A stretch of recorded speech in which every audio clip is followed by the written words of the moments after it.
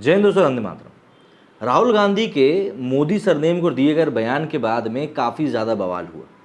कांग्रेस सांसद राहुल गांधी अब सांसद बचे भी नहीं हैं। इसी मामले में सूरत की अदालत ने मोदी उपनाम वाले बयान पर किए गए मानहानि के मुकदमे में उनको 2 साल की सज़ा सुनाई। हालांकि कोर्ट के फैसले को राहुल पहले सेशन कोर्ट, फिर हाई कोर्ट और बाद में सुप्रीम कोर्ट में चुनौती दे सकते हैं। राहुल पर हुई इस कार्रवाई के बाद से कांग्रेस में गुस्सा है। मल्लिकार्जुन खड़गे, प्रियंका गांधी से लेकर तमाम बड़े नेता मोदी सरकार के खिलाफ मुखर हो चुके हैं। उन्हें 2024 के आम चुनाव के लिए भी एक तरह से संजीवनी मिल गई। वहीं अब खबर है कि राहुल गांधी को अपना दिल्ली वाला आवास भी खाली करना पड़ रहा है।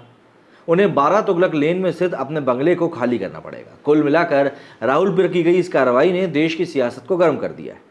इस बीच राहुल की संसद की सदस्यता छीनने की तुलना लोग 1975 में अयोग्य ठहराई गई उनकी दादी पूर्व प्रधानमंत्री इंदिरा गांधी से कर रहे हैं। अब यहाँ पर इस वीडियो में आपको बताने वाला हूँ कि राहुल पर करी गई कार्रवाई की तुलना इंदिरा से करना क्या सही है या दोनों मामलों में फ़र्क है। इसी बारे में हम लोग बात करेंगे। दरअसल राहुल गांधी वाले मामले की तुलना करने से पहले आपको समझना पड़ेगा पूर्व प्रधानमंत्री इंदिरा गांधी पर साल 1975 में वो कौन सा केस था जिसके बाद उन्हें अयोग्य ठहरा दिया गया था। करीब 50 साल पहले राहुल गांधी की दादी और देश के पूर्व प्रधानमंत्री इंदिरा गांधी को साल 1971 में चुनाव में सरकारी मशीनरी का दुरुपयोग, चुनावी भ्रष्टाचार का दोषी पाते हुए इलाहाबाद हाईकोर्ट ने अयोग्य करार दिया था। इसके बाद उनकी सांसदीय सदस्यता चली गई थी।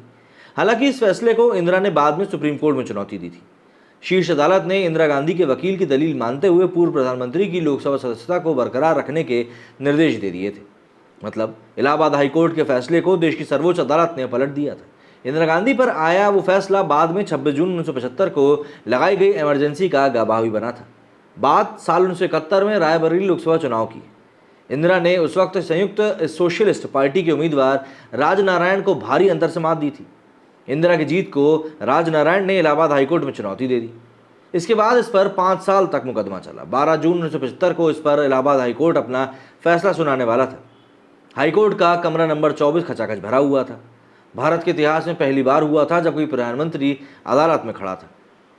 5 घंटे तक सवाल जवाब का दौर चला।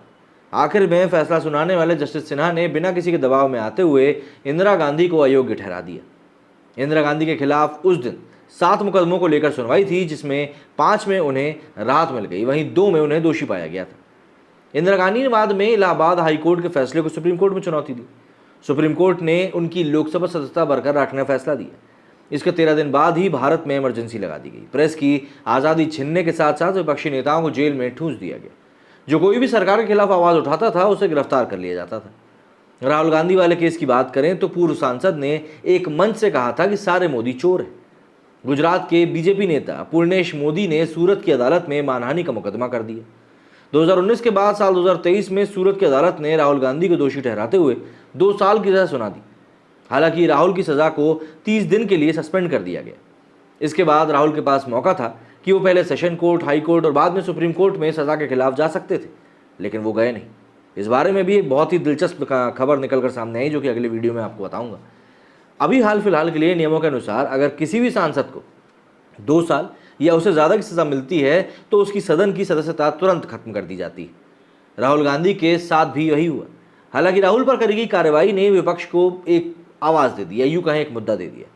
कांग्रेस सहित कई विपक्षी दल राहुल पर की गई इस कार्रवाई का जमकर मजा ले रहे हैं और अपने लिए इसका उपयोग भी कर रहे हैं। बस बोल ये रहे हैं कि भैया हम इसके खिलाफ हैं, लेकिन मज़ा सबको आ रहा है।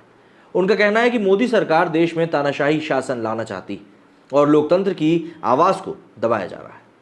राहुल पर करी गई इस कार्रवाई से प्रियंका गांधी भी बौखला गई। उन्होंने तो सीधे सीधे पीएम मोदी को कायर तक बोल डाला और बोला कि भैया डाल दो हमको जेल में। अब यहाँ पर दोनों ही केस में कोर्ट के फैसले के बाद सदन की सदस्यता छीनी गई। राहुल और इंदिरा गांधी के केस में यही हुआ। फिर फ़र्क कहाँ है? फ़र्क ये है कि इंदिरा गांधी वाले मामले में जब इलाहाबाद हाईकोर्ट ने अपना फैसला सुनाया था तब वे इसे चुनौती देने के लिए सुप्रीम कोर्ट तक चली गई थी। बाद में शीर्ष अदालत ने उन पर आए इलाहाबाद हाईकोर्ट के फैसले को पलट दिया था। लेकिन यहाँ राहुल गांधी के केस में अभी गुजरात की सूरत की मजिस्ट्रेट कोर्ट ने बस अपना फैसला सुनाया है। अभी राहुल को session court, high court, supreme court तक जाना है। वहाँ कोर्ट क्या फैसला सुनाता है ये देखना होगा। वहीं सूरत कोर्ट के फैसले के बाद लोकसभा अधिनियम 1951 के तहत राहुल की लोकसभा सदस्यता चली गई है। राहुल को आगे अदालतों से राहत नहीं मिलती है तो 6 साल तक चुनाव नहीं लड़ पाएंगे, जिसमें सबसे महत्वपूर्ण 2024 का लोकसभा चुनाव भी है। वहीं इंदिरा गांधी वाले मामले में सुप्रीम कोर्ट ने फैसले को पलटते हुए उनकी लोकसभा सदस्यता बरकरार रखी थी। बाद में हुए उपचुनाव में दोबारा जीत के बाद सदन में एंट्री कर ली थी, लेकिन राहुल ऐसा फिलहाल नहीं कर पाएंगे।